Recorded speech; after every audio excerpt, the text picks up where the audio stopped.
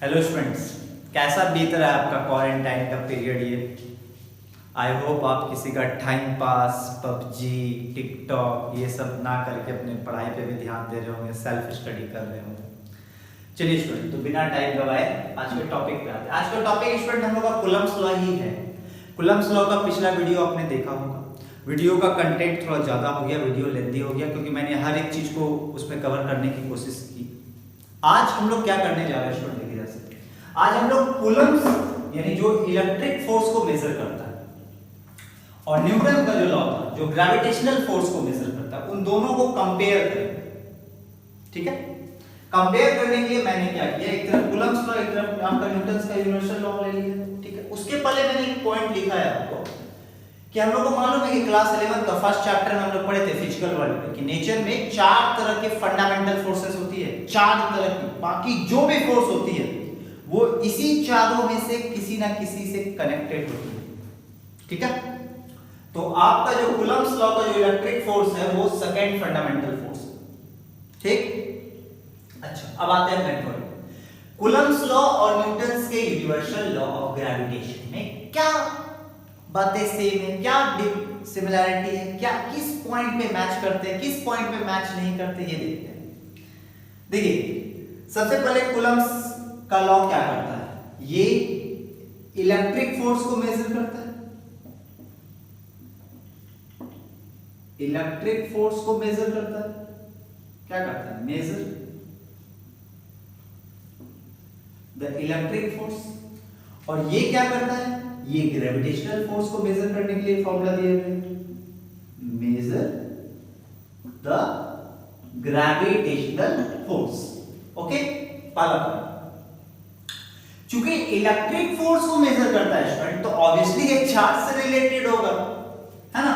तो ये किससे रिलेट करता है, आपका चार्ज से।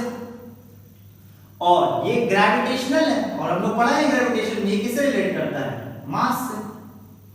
और अगर चार्ज से रिलेट करता है स्टूडेंट, तो चार्ज तो आपका होता है पॉजिटिव भी और नेगेटिव भी, लेकिन मास तो आपका हमेशा पॉजिटिव होगा, हाँ ना। यही रीजन है स्टूडेंट, चार्ज के दो साइन होने के कारण जो इलेक्ट्रिकल फोर्स है उसका नेचर आपको अट्रैक्टिव भी दिखता है और रिपल्सिव भी दिखता है। ये रीजन है कि आपका इलेक्ट्रिक फोर्स का जो नेचर होता है वो कितने तरह का होता है, 2 तरह का। कौन कौन सा, अट्रैक्टिव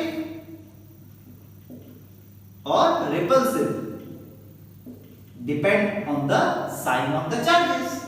लेकिन मास हमेशा पॉजिटिव होता है स्टूडेंट, इसलिए ग्रेविटेशनल फोर्स हमेशा अट्रैक्टिव होता है। तो ग्रेविटेशनल फोर्स का नेचर कैसा होता है, अट्रैक्टिव होता है। ठीक, अगला पॉइंट देखिए जैसे इसका फॉर्मूला क्या है स्टूडेंट, इसका फॉर्मूला हम लोग पढ़े हैं, F is equal to K Q1 Q2 divided by R square. Gravitational force का फॉर्मूला क्या था, ये इलेक्ट्रिक फोर्स है, यहां लिख देता हूं मैं। ग्रेविटेशनल फोर्स का फॉर्मूला क्या था student, gravitational constant capital G, पहला बॉडी का मास m1, दूसरा बॉडी का मास m2 divided by R square.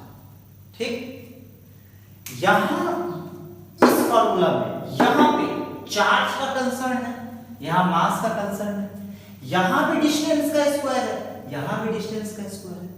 तो स्टूडेंट एक बात याद रखिएगा मेरा, क्या आप देखिए ध्यान से कि यहां जो फोर्स है वो डिस्टेंस के स्क्वायर का इनवर्सली प्रोपोर्शनल है, और यहां वाला भी फोर्स आपका डिस्टेंस के स्क्वायर का इनवर्सली प्रोपोर्शनल है। जब भी कोई फोर्स स्टूडेंट अब डिस्टेंस के स्क्वायर का इनवर्सली प्रोपोर्शनल होगा तो इसको बोलते हैं इनवर्स स्क्वायर लॉ। मतलब कि डिस्टेंस बढ़ाने से फोर्स घटेगा, डिस्टेंस घटाने से फोर्स बढ़ेगा, और दोनों जगह ये बात लागू होती है। ठीक है, यानी दोनों जो है वो इनवर्स स्क्वायर लॉ को ओबे करता है, फॉलो करता है। ये है क्या लिखिएगा, ओबे इनवर्स स्क्वायर लॉ, इसमें भी लिख दीजिए ओबे इनवर्स स्क्वायर लॉ। ठीक है, चलिए उसके बाद क्या बातें होती है स्टूडेंट, देखिए ध्यान से। एक और सिमिलैरिटी है स्टूडेंट कि ये भी उसी डायरेक्शन में एक्ट करता है जो लाइन चार्जेस को ज्वाइन करती है, और ग्रेविटेशन में भी यही था। ग्रेविटेशन फोर्स जो है उसी डायरेक्शन में एक्ट करता था जो मास बॉडी को ज्वाइन करता था लाइन, और जो फोर्सेस का डायरेक्शन सिस्टम को जोड़ने वाली लाइन के अलाउंग होता है उसको बोलते हैं सेंट्रल फोर्सेस, है ना। तो क्या बोलिएगा, तो बोलेंगे सर कि ये आपका एक सेंट्रल फोर्स है। ये क्या है, it is a central force, it is a central force. और ये क्या है, it is also a central force, it is also a central force. ठीक, अब देखिए, अब आप एक समझ में हो, अधिक क्वेश्चन आ रहा होगा सर बड़ा छोटा कौन है दोनों में से। देखिए स्टूडेंट, बड़ा छोटा का कहानी क्यों हो जाता है, ये बड़ा कौन है, छोटा कौन है, छोटा कौन है, बड़ा कौन है। ये जो आप के देख रहे हैं, ये के आपको याद है कूलम्ब्स कांस्टेंट होता है जो मीडियम पे डिपेंड करता था, लेकिन ये जी ये मीडियम पे डिपेंड करता है, नहीं मीडियम पे डिपेंड करता। मतलब दो मास बॉडी के बीच में हवा, पानी, कुछ नहीं, फ्री स्पेस, वैक्यूम, कुछ भी रहे, ये जी का वैल्यू आपका कभी चेंज नहीं होता था। इसीलिए इसके नाम में यूनिवर्सल वर्ड लगता है। क्या लगता है, यूनिवर्सल। ये हर जगह आपको सही है, इसका कोई कॉन्ट्राडिक्शन, कोई लिमिटेशन नहीं है। इसमें तो लिमिटेशन था ना कि सिर्फ पॉइंट चार्जेस पे एप्लीकेबल है, लेकिन इसके साथ कोई लिमिटेशन नहीं है। ये तभी आप अप्लाई करिएगा जब चार्जेस रेस्ट पे होगा, इसके साथ कोई ऐसा कंडीशन नहीं है ना। तो ये यूनिवर्सल है, लेकिन ये यूनिवर्सल नहीं है, जो नाम में ही दिख रहा है आपको, या यूनिवर्सल लिखा हुआ या यूनिवर्सल नहीं लिखा हुआ। ठीक है, अच्छा अगर k का वैल्यू का बात करें तो k का वैल्यू कितना हो जाता है अपना 9 × 10⁹। किसके केस में, वैक्यूम के केस में, किसके केस में, फ्री स्पेस के केस में। ठीक है, यहां पे g का वैल्यू कितना होता है स्टूडेंट, देखिए ध्यान से, g का वैल्यू होता है 6.67 × 10⁻⁻11। अब ध्यान दीजिए स्टूडेंट, अगर आप इस नंबर को इग्नोर भी कर देते हैं, 9 और 6 को इग्नोर कर दिए, पावर्स को देखिए, तो 10⁻11 और ये 10⁹, तो दोनों के बीच में कितना गैप हो गया, कितना गैप हो गया दोनों के बीच में, दोनों के बीच में गैप हो गया स्टूडेंट आपका 10⁻11 और 10⁻+9। डिफरेंस देखिए कितना हो गया, -20। 10⁻⁻20 बहुत होता है स्टूडेंट, बहुत। 10⁻⁻20 का डिफरेंस आप -20 इसके केस में ऐसे +20 समझ सकते हैं, +20 10⁻+20, यानी आप कह सकते हैं कि 10⁻20 +20 टाइम्स ये बड़ा है और 10⁻+20 टाइम्स ये छोटा है। ये बहुत बड़ा नंबर होता है, यही रीजन है आपका जो कूलम्ब्स लॉ का जो इलेक्ट्रिक फोर्स होता है वो स्ट्रांग होता है, और g का वैल्यू बहुत छोटा होता है। यही रीजन है कि ग्रेविटेशनल फोर्स वीकेस्ट फोर्स होता है नेचर का, समझे। तो ये स्ट्रांग इंटरैक्शन हुआ, ये वीकेस्ट इंटरैक्शन हुआ, ये पॉइंट पे हम लोग क्या लिख देते हैं, यहां पे स्ट्रॉन्गेस्ट इंटरैक्शन होता है, स्ट्रॉन्ग इंटरैक्शन होता है, किसके कारण, due to large value of k, due to large value of k. और ये क्या होता है, वीकेस्ट इंटरैक्शन होता है इसमें, due to very small value of G. Okay, चलिए फिर से एक बार चीजें समझ लेते हैं। कूलम्ब्स लॉ इलेक्ट्रिक फोर्स को मेजर करता है, ये ग्रेविटेशनल फोर्स को मेजर करता है, ये चार्ज से रिलेट करता है, ये मास से रिलेट करता है। चार्ज दो तरह के होते हैं, पॉजिटिव नेगेटिव, इसलिए यहाँ फोर्स का नेचर भी दो तरह का होता है, अट्रैक्टिव और रिपल्सिव। मास सिर्फ पॉजिटिव होता है, इसलिए ग्रेविटेशनल फोर्स का नेचर हमेशा अट्रैक्टिव दिखेगा, कभी रिपल्सिव नहीं दिखेगा। डिस्टेंस का जब बात आता है, फॉर्मूला पे जब जाते हैं, तो डिस्टेंस के स्क्वायर का इनवर्सली प्रोपोर्शनल ये भी है, डिस्टेंस के स्क्वायर का इनवर्सली प्रोपोर्शनल ये भी है। इसलिए बोलेंगे कि इनवर्स स्क्वायर लॉ को ये भी फॉलो करता है, ये भी फॉलो करता है, दोनों along the line joining act करता है, इसलिए ये भी सेंट्रल फोर्स है, ये भी सेंट्रल फोर्स है।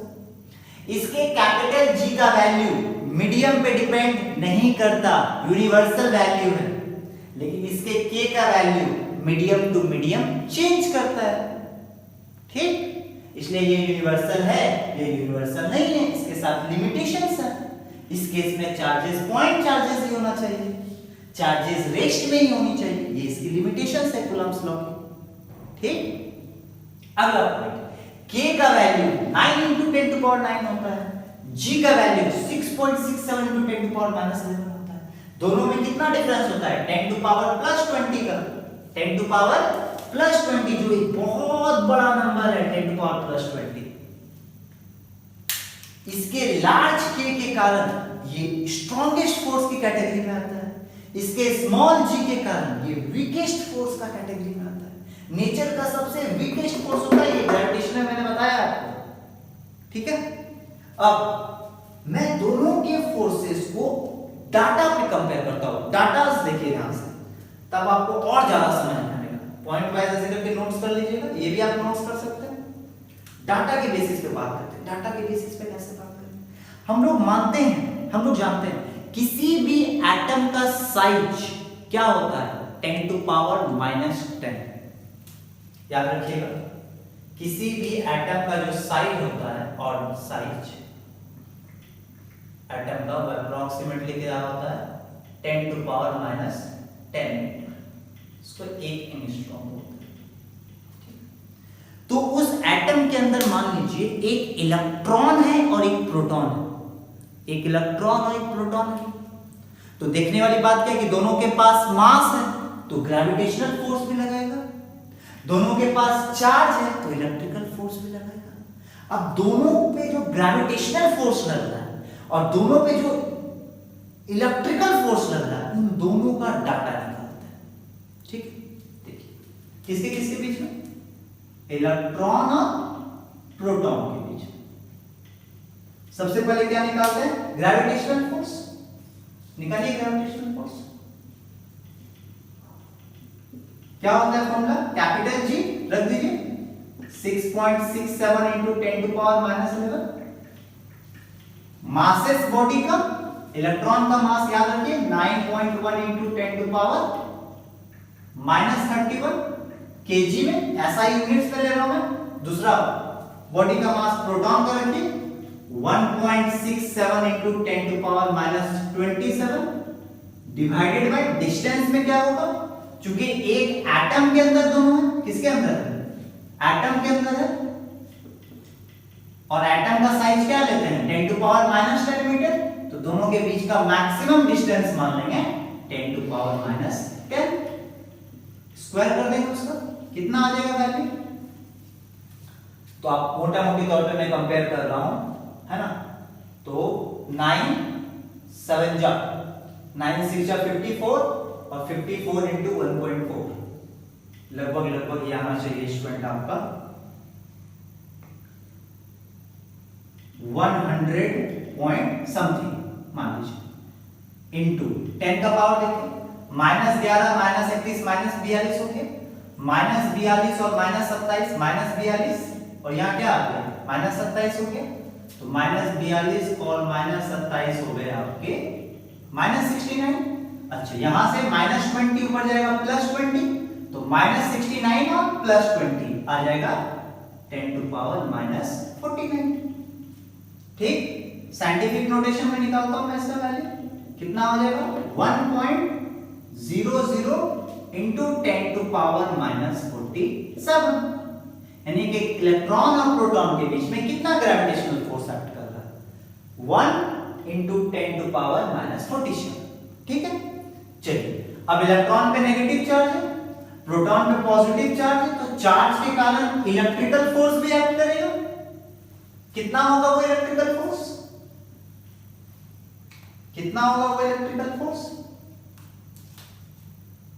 देखिए स्टूडेंट कितना होगा, क्या होता है फॉर्मूला के में, क्या मान लेंगे कि दोनों के बीच में कोई भी नहीं है, कोई मॉलिक्यूल नहीं है, कोई मीडियम नहीं है, वैक्यूम है, फ्री स्पेस है, तो के का वैल्यू कितना लेंगे फ्री स्पेस के केस में 9 × 10⁹, एकदम याद कर लीजिए इसको, फ्री स्पेस के केस में, वैक्यूम के केस में के का वैल्यू 9 × 10⁹ इनटू पहला बॉडी पे चार्ज, दूसरा बॉडी पे चार्ज, तो इलेक्ट्रॉन और प्रोटॉन दोनों पे तो इक्वल चार्ज होता है, सिर्फ एक पे पॉजिटिव होता है और एक पे नेगेटिव होता है, तो यहां आपको साइन के साथ प्लेस नहीं करना, क्योंकि हम लोग फोर्स का मैग्नीट्यूड कैलकुलेट कर रहे हैं, वहां sign role important role play नहीं करता, इंपॉर्टेंट क्या कोई रोल नहीं प्ले करता। तो इलेक्ट्रॉन पे कितना चार्ज होता है 1.6 × 10⁻⁻19 कूलम, प्रोटॉन पे भी उतना ही होता है, तो सेम नंबर लिखने से अच्छा है इसका स्क्वायर कर देता हूं मैं, डिवाइडेड बाय डिस्टेंस वही रहेगा, ऐसा थोड़ा कि चार्ज के केस में डिस्टेंस कम हो जाएगा, 10⁻⁻10 सॉल्व करता हूं, तो 1.6 × 9 1 पॉइंट हो गया आपका कितना हो गया 14.4 इंटू क्या है देखिए ध्यान से -19 टू या -38 -38 प्लस 9 कितना हो गया -29, ठीक है, और ये -20 ऊपर जाएगा +20, तो ये आ गया 10 का पावर -9, सही है, -38 -20 -80 सही। साइंटिफिक नोटेशन में कितना आ जाएगा, साइंटिफिक नोटेशन में आएगा 1.44 इंटू 10⁻⁻8, ठीक, कोई दिक्कत नहीं है, समझ पा रहे हैं, कोई दिक्कत नहीं होगा, ठीक है। अब क्या करता हूं मैं, अब देखिए ध्यान से क्या करता हूं, ठीक, अब इन दोनों को कंपेयर करने की बारी आती है, तो ये 1 पॉइंट और ये 1.44 लगभग सेम है, इग्नोर कर दीजिए आप इसको देखिए 10⁻⁻47 10⁻⁻, कंपेयर करिए, तो कंपेयर करिए, कैसे कंपेयर करिएगा, डिवाइड कर दीजिए, Fe को Fg से डिवाइड कर दीजिए, क्या देखते हैं इस नंबर को, समझिए अप्रोक्सीमेटली सेम है, कैंसिल हो गया है ना, तो अप्रोक्सीमेटली बात कर लेता हूं मैं, अप्रोक्स क्या होगा, अप्रोक्स हो जाएगा आपका 10⁻⁻8 डिवाइडेड बाय 10⁻⁻47, अप्रोक्सीमेटली वो आएगा -47 ऊपर जाएगा तो +47, तो 47 × 8 यानी 10⁻39 आ गया 10⁻39 का मतलब 10⁻39 तो एक बहुत बड़ा नंबर होता है सर, 10⁻39 को आप समझ पा रहे हैं, नहीं समझ रहे, अभी मैं समझाता हूं, 10⁻6 निकालिए, कितने बार निकालिएगा 6 बार, 6 6 36, कितने बार 6 बार 6 टाइम्स, फिर कितना बच जाएगा 36 निकालने के बाद 3 10⁻3 यानी 1000, यानी 1 मिलियन 10⁻6 का मतलब 1 मिलियन, 1 मिलियन कितने बार 6 बार, फिर उसका 1000 गुना, इतना टाइम्स कौन बड़ा आया, देखिए क्रॉस मल्टीप्लाई कर लीजिए, क्रॉस मल्टीप्लाई करिए, इतना टाइम्स आपका बड़ा होता है कौन, इलेक्ट्रिकल फोर्स, किससे, ग्रेविटेशनल फोर्स से।